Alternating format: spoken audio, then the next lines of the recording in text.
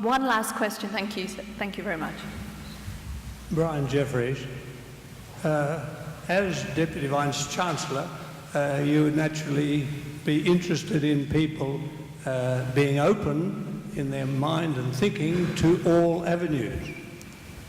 We have heard brilliant lectures tonight by 4 professors, but I put to them the fact that I have just listened to a DVD by even more professors than this, called The Global Swindle, saying that the global warming is not caused by CO2.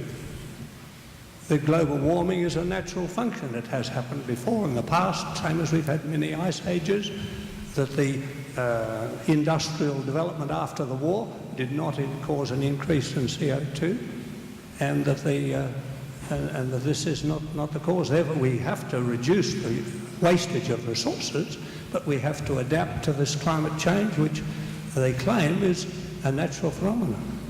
Look, I would like to thank you very much for that key point, because it's a key point that's in our community, and the community has to be open to all forms of debate on climate change, on our response as a community to climate change.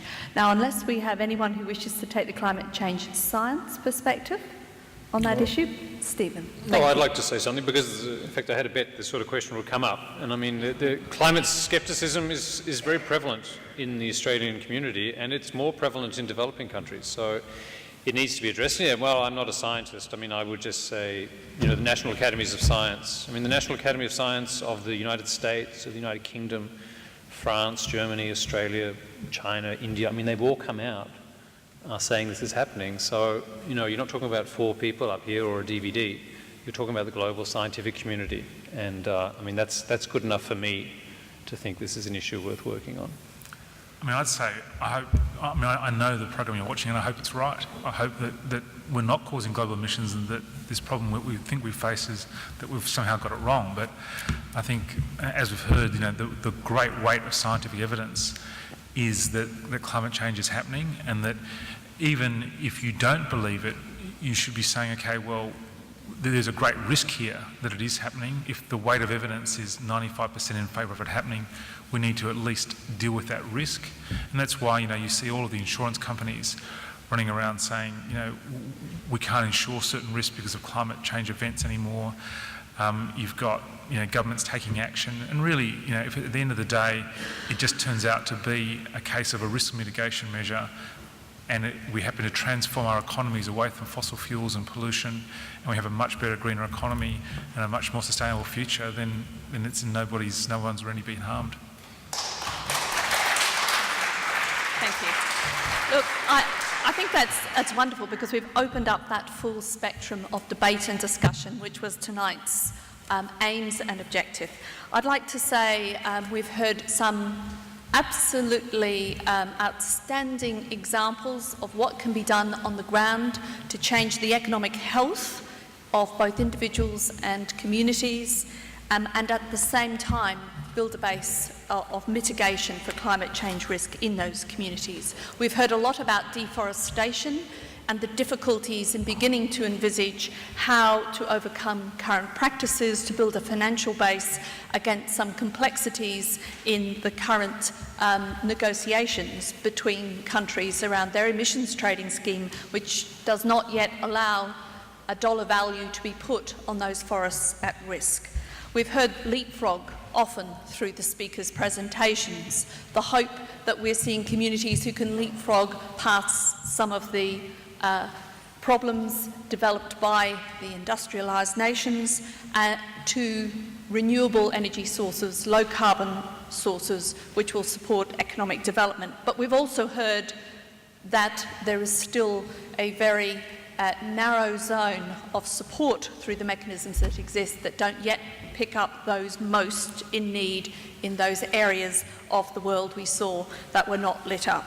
And importantly, we've heard opening up the complexity, which is something that which we as bystanders have to consider, of the carbon market. Is it all going to be down to carbon markets, the global markets? We've heard of cost shifting, the cost shifting from the developed world to the developing world. And it's critical that we have these different perspectives, these different views, if we're to consider whether indeed carbon trading will end up being the sole solution or one of an array of solutions designed to support the world's poor. I'd like to say three things. Firstly, I'd like to say thank you very much, and I'd like us all to thank our speakers for an excellent evening. Thank you.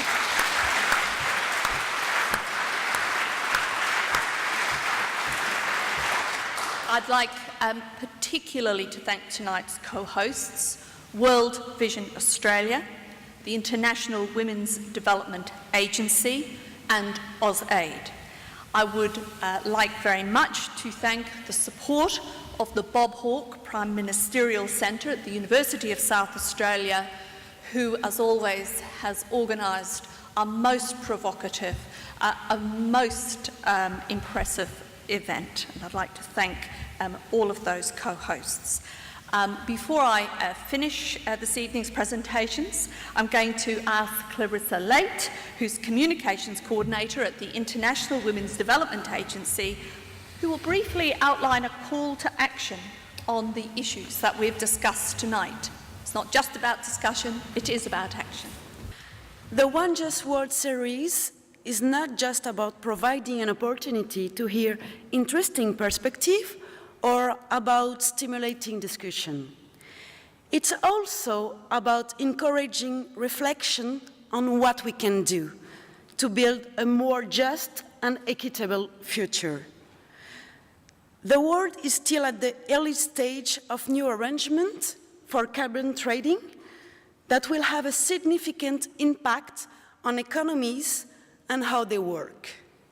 There will be costs and opportunities.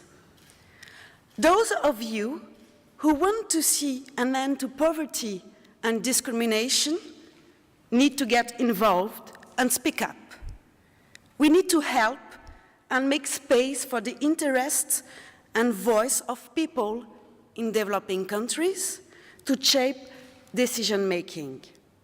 Supporting investing innovative approach that enable communities in developing countries to benefit from their low carbon production and be able to benefit from new investment in energy efficient technology. In other words, get involved. The organizations involved in this series have information tables at the back of the auditorium, and also check out the industry umbrella organization, the Australian Council for International Development, or ACFID, at acfid.asn.au. Thank you for your attention.